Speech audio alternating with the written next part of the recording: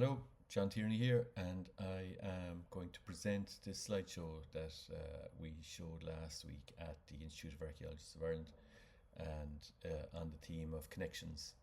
I co-presented the talk with Patrick Leahy, a historian and farmer in Ontario. And the first part of the talk is about connections that we're working on with the past, whereby the Peter Robinson Emigration, which happened 200 years ago, and its descendants are now cooperating with communities in Ireland, in Munster in particular, where they came from.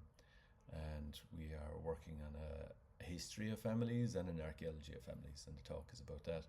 But the second part of the talk then is about how, as a field archaeologist, I feel archaeology is changing because the arrival of new tools like AI and LLMs, and I'm going to address that in the talk as well. So I had stuck this slide in Saturday morning before the talk, and because I had actually managed something that I had been trying to do for months in one way. Effectively what happened was I took one of our family gravestone photographs, I uploaded it into an AI, I gave it a very simple instruction, transcribe this headstone, and it went and it actually gave me a good quality, erected by Timothy O'Sullivan in memory of his beloved father, James O'Sullivan, and so on. Now, what was remarkable about that is that it wasn't an LLM in the cloud, accessed via my browser on my laptop. This was an AI on my iPhone. So what that tells me is that if I can gather live data from photographs on my iPhone using an AI, then I'm also going to potentially be using this in the field for excavation work and field recording and so on. So there's big changes based on these new tool sets, and I think we need to be talking about them. So the project I'm going to talk about in particular is the main project we've been working on for the last 16 years. It's the Historic Graves project. Go to historicgraves.com.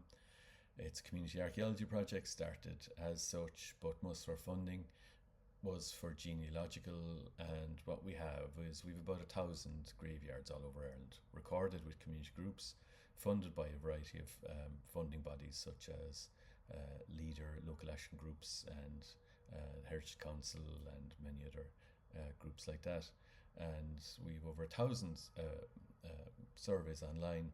The database is based on Harold Mytham's data schema, which I'm not sure when Professor Mytham wrote that, maybe the early 1990s, and an incredible piece of work. And we just took his data set and said, okay, now build a database that is based on his stuff, and I'm going to talk about that later on.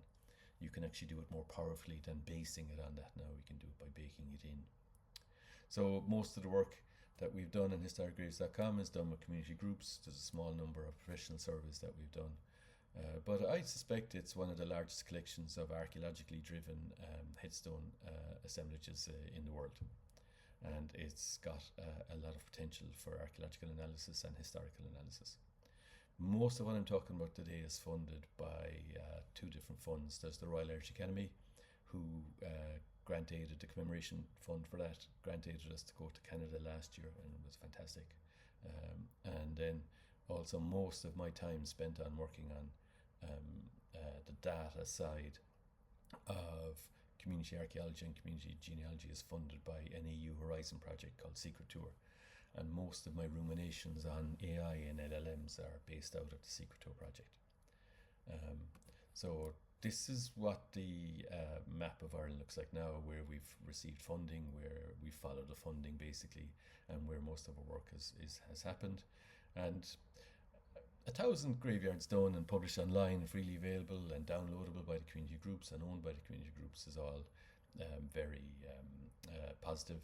And in the last couple of years, we've also begun to realize that we can now actually improve the quality of the data we have by backfilling data into it, and the AI is becoming a big part of that. This smaller image on the right, that shows the core area for this Peter Robinson Emigration I mentioned. 1823 and 1825, 11 ships brought 500 families or thereabouts, over 2,000 people to farms in Canada.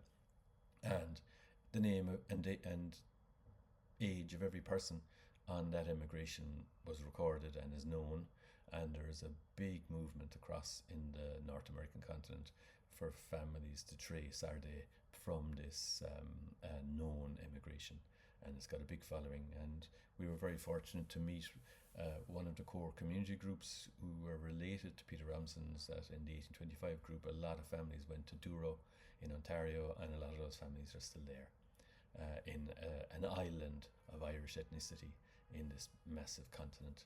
And we've been working with Patrick Leahy, who is my co-presenter. Patrick is a local historian, but he's a trained historian with a master's in history, and he's farming in that land today, nearby where his original ancestors had a farm.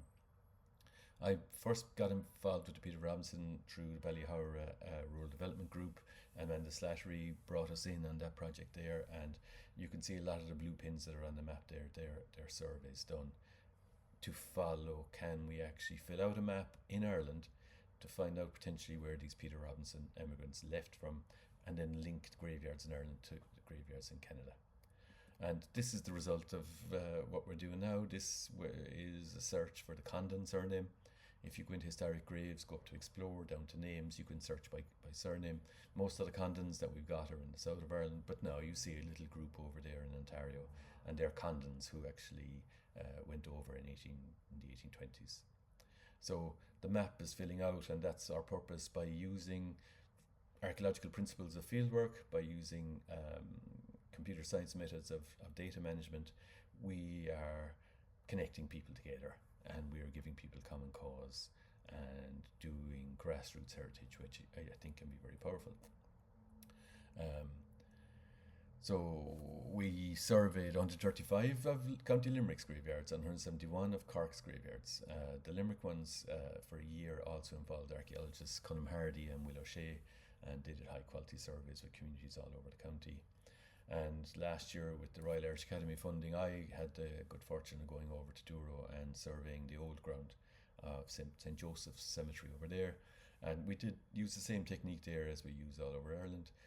Masking tape and a marker, you stick the number of the gravestone on the shoulder, and then you take one photograph of every numbered monument, and then you fill out a record sheet.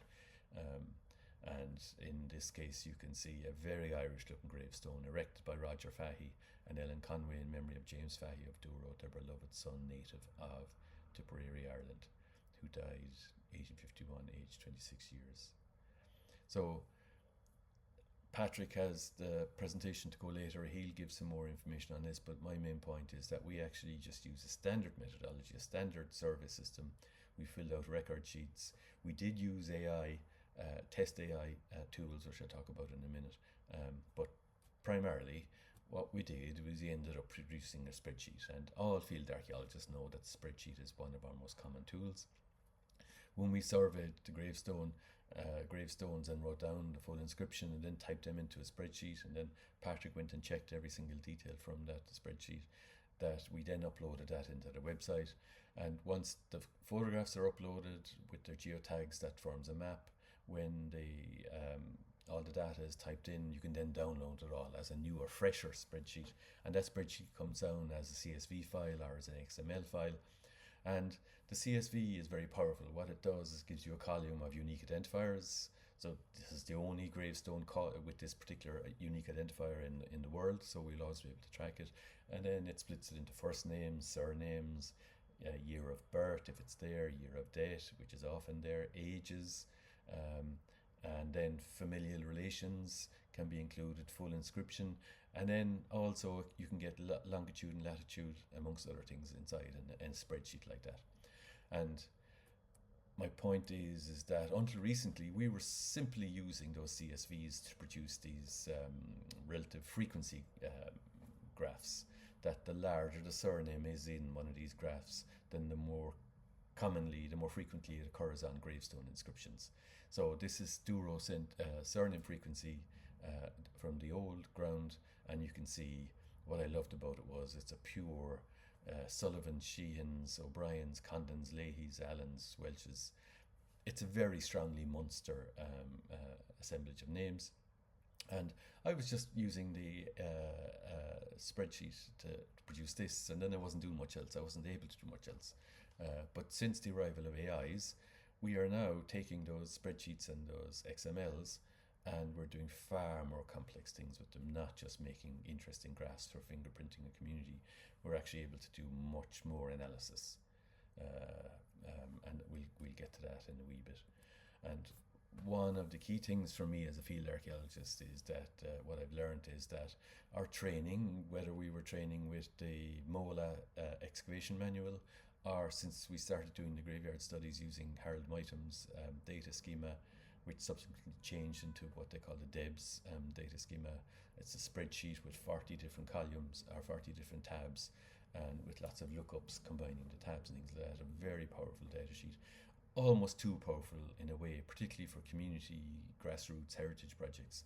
Very difficult for a professional to learn. Well, difficult rather than very difficult, and you need a lot of training. But for absolute beginners, I'm not sure that it's actually easy to fill out.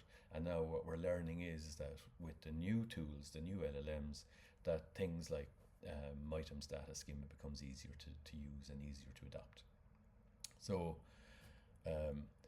to do our 1,000 surveys, we had taken us 16 years, and in a way we kind of got burnt out. Like, there was only so much energy we could keep putting into it, and we sort of hit an end about 2 or 3 years ago. And fortunately, that hitting a wall in a sense coincided then with the first in 2023 with the arrival of the LLMs, which could do optical character recognition from handwritten field sheets.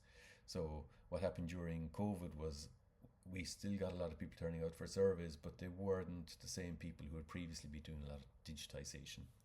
And we found that digitization was being to suffer, but then straight away the LLM was able to take our handwritten record sheets and type it up to over 90% quality, and then also put it into spreadsheets which we could import into the website. So that was a shot in the arm. And then another major shot in the arm is when we were invited by the Douro 200th anniversary committee to go over to Douro and survey their graveyard there. And here you see the open day that was held in Douro on the anniversary weekend last July. And there's Patrick in the white t-shirt talking about it. And for me, that was a major shot in the arm, because it was my first time going across the North American continent, and I hadn't really seen what the corresponding assemblages were like over there. I knew there was high quality stuff over there, but I didn't have the experience, and I didn't know how to connect it all together. But that weekend, and also liaising with Annette Dunford and Patrick, who did a lot of the graveyard recording, was just an absolute a mind expansion. So to give a look here now, what I'm going to do is see, can I play Patrick's presentation, and he can let him speak for himself. Well, we find ourselves here in this historic section of St. Joseph's Cemetery, the section we surveyed with John last summer. There's 138 gravestones here, all facing east. After that point, the gravestones are facing north after changes in cemetery layouts are permitted by the church. Of the 138 gravestones, there are 2 that are very much Irish in character. They're limestone, like this one here, which is a great example in front of us. They're limestone. They're a little narrower in profile than a typical Irish gravestone of the time. On this example here, that of James Fahey, we see a cross with an IHS on the top of it, denoting that he's a Catholic, a chalice, and a tree of life type of motif over here. But what's most interesting about this stone, and I think that really bridges the connections between Canada and Ireland, is that James Fahey is a person of 2 places. The stone is erected by his parents, Roger Fahey and Ellen Conway, in memory of James Fahey of Douro, where we are here. Their beloved son, native of Tipperary, Ireland. So in this stone, we see that James Fahey, who died at age 26, he is a person of 2 places. This is a family who came here as part of chain migration to find people from home to seek refuge during the famine. And when James died in 1851, his parents wanted to make it clear to posterity that James was a native of Tipperary, but now he was a person of Douro. We're in a family cluster here belonging to the Allen family. The Allen family is unique here in Douro. They're still owning the same land that they received in 1825, 200 years on. And this is a cluster of the gravestones of the first generation of Allens who came here. Something that we see in about 40 of the gravestones of the 138 in the old section is reference to an Irish place of origin, whether that's county or a little more rarely parish. These people wanted us to know, wanted those who follow them to know where it was they came from. And we see several Irish parishes in North Cork and into Limerick as well referenced. So we see here, erected by Patrick Sullivan, memory of his wife, Bridget Allen, a native of Mitchelstown. North Cork, we see that carved in stone there. And there is, of course, throughout the cemetery, a variation in spellings. You see Mitchelstown spelled 2 or 3 different ways on 7 stones it appears on. And the Allen family here, 3 stones in a row, their name is spelled as the last syllable E-N, I-N, and A-N on these 3 stones of immediate family members. These people, when they would go in to order the gravestone for their loved one, they would often give a verbal order, and the clerk recording the order for the stone would record it as they heard phonetically. And that, I think, is why we start seeing different spellings throughout stones that are even presented beside each other. So as we go across, we see that the Allens, next older generation, were native from Limerick, County Limerick here. And as we go on to the stone of Edmund Allen, who was the father who led a large family here in 1825, we see he's a native of Galbally, County Limerick. Neat stone that really jumps out once you start to dig into it. The stone in memory of John O'Leary, native of County Cork, Ireland, died August 6, 1850, age 70. But most significantly here, also his wife, Margaret Callahan, died January 10th, 1824. This is a family that came to Douro in 1825. There are no Irish Catholic families in the area here before that year. Significantly, Margaret is memorialized as dying in 1824. Of all the people buried here in the historic section of St. Joseph's, she's the only person memorialized who's buried in Ireland. A unique date that jumps out to us with our local history here, and something that her family 25 years on wanted to note, that Margaret, their mother, had died before they ever came to Canada. This is perhaps one of the most unique stones as well in the cemetery in terms of Irish place names and connections from Canada to Ireland, and connections in the land both here and at home. In memory of Dennis Leahy, who died July 15th, 1860, aged 5 years. So we've got a young boy, it's the name Dennis up here, and a Lamb of God motif, sacrificial lamb, kind of represented by Dennis himself as a child dying. It was erected by his parents, by Dennis Leahy, native of Mitchelstown, also by his wife, Mary Maher, native of Calvert, County Cork, Ireland. When we work with this, we realize Calvert, spelt like this, is Kilworth, as we'd say today. And if we go back into the records, we see Dennis and Mary. They were from neighboring townlands. They were in different parishes, but Dennis was in the townland of Crockivoo, at the very southeastern tip of Mitchelstown Parish. Mary Maher there at Ballinvoher, up on the Kilworth Mountain, close to the border with the Mitchelstown Parish. So these were neighbors at home in Ireland. And they left. Dennis came to Canada in 1825, and they settled on a farm, Session 6, Lot 10. Mary, they came 6 years later, evidence of chain migration. They settled further down in the 5th concession, about 5 kilometers away from Dennis, much like they were at home. So they married, and they built up a number of farms here. They built up a business, politics. They're engaged in many aspects of that. Dennis, we know, was literate. Mary was highly literate, and she was a driving force behind their family's success. We see a change in style. Dennis dies here, the stone beside it. This is we see evidence of American style, a rounded top, a marble stone, with some degree of whether shamrock or a clover motif in here. A name's change, spellings change. Mary Maher, M-A-W-H-E-R, spelled here in 1860, becomes Mary Moher, M-O-H-E-R, as the spelling standardizes in Canada in 1884. So here we have connections at home on the land, here in Douro on the land, preserved forever in stone on the land on this hillside in the cemetery. We hear voices from the past. We hear pronunciations, Calvert for Kilworth, Maher for the name. those speak to us across time and across the Atlantic Ocean as well.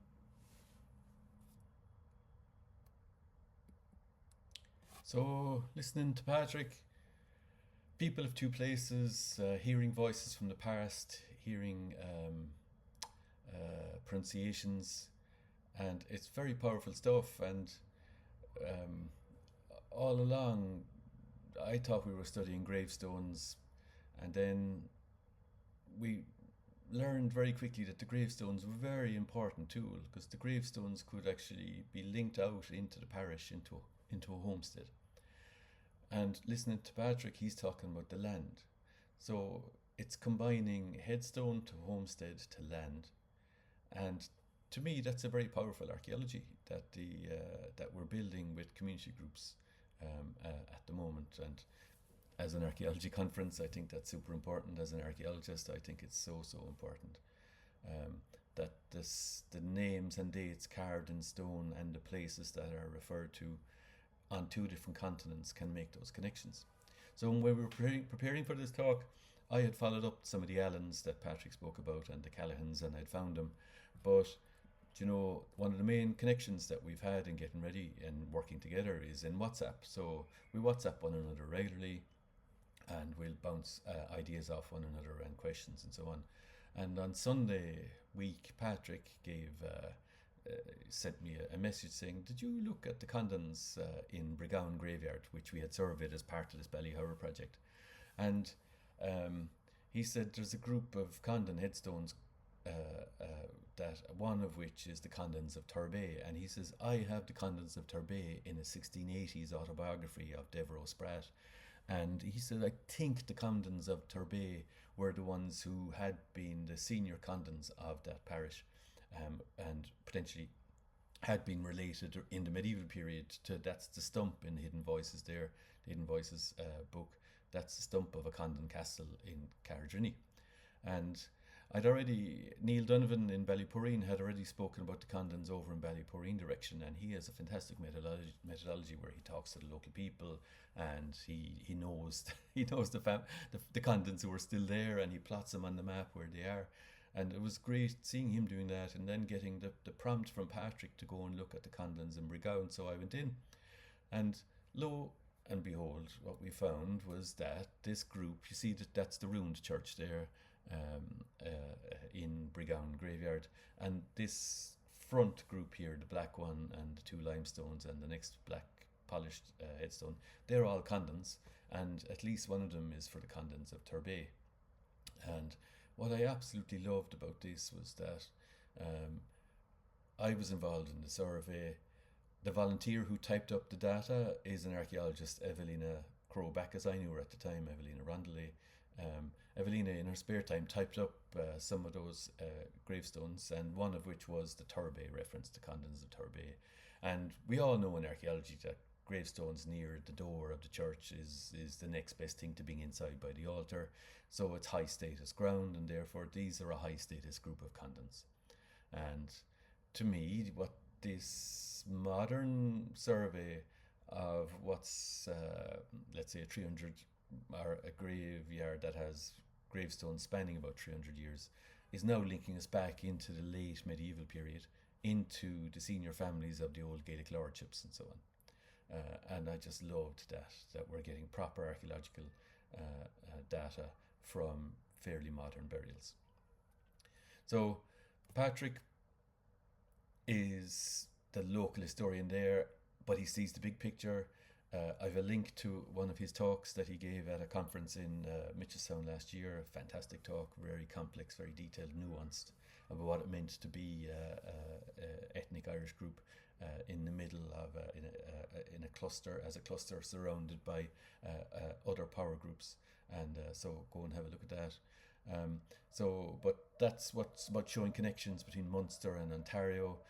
And then also, I think, showing connections between just ordinary people doing their own archaeology and doing their own grassroots heritage and so on, and the potential things that we can be doing in the future. And the second, quicker part of the talk now relates to the archaeological data ideas that I have in my mind. And I've been using AI now full on for a year and a half, almost certainly every week. And I've gone through the mill with it in a way, and I've made some real blunders, and I've had some great successes. But I'm showing this slide of the strimmer and of the size just to show, look, AI is just another tool. AI has no intelligence. AI doesn't know what it doesn't know. AI has no drive. It has no ideas of its own. It's a great tool to use when you have a project in mind, and when you want to design it, and when you want to drive it and make it happen. And that, to me, is what AI is. I'm going to say it in a wee bit, it's a tool finder and it's a tool maker. And it can be a very good tool to use. And I'm showing what would you call that, a jam sandwich, my father-in-law used to call it. In Limerick they would say like a sponge like that was a jam sandwich. But I'm showing that to show that when a data schema is baked in to a modern project, that's when you get really, really powerful.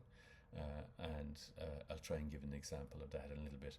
What I'm basically saying is that if we have a data schema like the mole excavation, or like MITEM's DEB schema, then you can take handwritten data. On the left we have on one of these is a contact sheet from the Mola manual, and the other one is a field record sheet from earlier this year, working with the students from Tremore Road campus in Cork, working on St. Joseph's cemetery there. And they basically recorded nearly 800 gravestones into record sheets for us, and we used their handwritten visual human derived data sets versus an LLM AI derived data set, and we compared one with the other. And the data set at that stage was based on MITEM, but now I realise if we had baked MITEM in, we would get higher quality results. And that's what we've been doing recently. We've been using the LLMs. When I went to Canada last July for the first time with the Royal Irish Academy funding, we actually had an app. Our first time in 16 years having a graveyard recording app, and that's it on the left. And it was basically a photo manager. I was able to take 1,000 photographs in a week. Every one of them was uniquely numbered and identified and stored into a backup folder offline, so it was very powerful.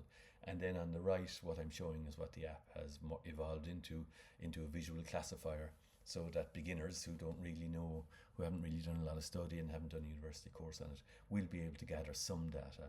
And that's the basis that we're working on, is some data is better than no data. And for the last 16 years with the Historic Graves project, a lot of the data was deliberately incomplete because we didn't have trained people to do the recording. We didn't have the equipment. We didn't have the funding to do high quality archaeological surveys. So we said, okay, let's do kind of a shotgun approach. Let's see how many surveys we can get done, from which we can later on derive data. And I'm not making that up. We kind of knew that there was going to be advances in technology which would allow us to post-fill or backfill, or post-process and backfill data. And it's happening now with bells on because of the AI and the LLMs. So the AI is allowing us to make tools that we need to use, but then it's also allowing us to do far more detailed analysis. And I'll just give one example of this. We're using directional acyclical graphs, which is essentially like a Harris matrix or a family tree. They are logical graphs that can only go in one direction. They can't actually be cyclical. In a family tree, your grandfather can't become your son, so therefore it's a single direction. So you can use the DAG approach with data, and the AI will help you check your data. Have I misentered a stratigraphic relationship? Have I misentered a familiar relationship? And DAGs help us with that. RAGs I won't go into, except if you really want to look up vector DBs and start using them. But for now, most of us use CSVs, XMLs, doc files, maybe .md files. And what they are is we take our field data, we convert it into an XML, and then we show the AI that. And the AI doesn't drift and it doesn't hallucinate because it's only looking at our data, and it can do very complex things. For instance, it can look at an XML download from a survey which has lat long in it, and it can say, I can identify spatial groups because the actual that long are typed into a spreadsheet. It's not drawing a map, but it visualizes it as a map. So that's very powerful from an AI. The other thing it can do is it can say, oh, if John's brother was Michael and if Michael's grandfather was Michael, then John's grandfather was Michael. So it'll use logic for all those kind of things. So very powerful for that.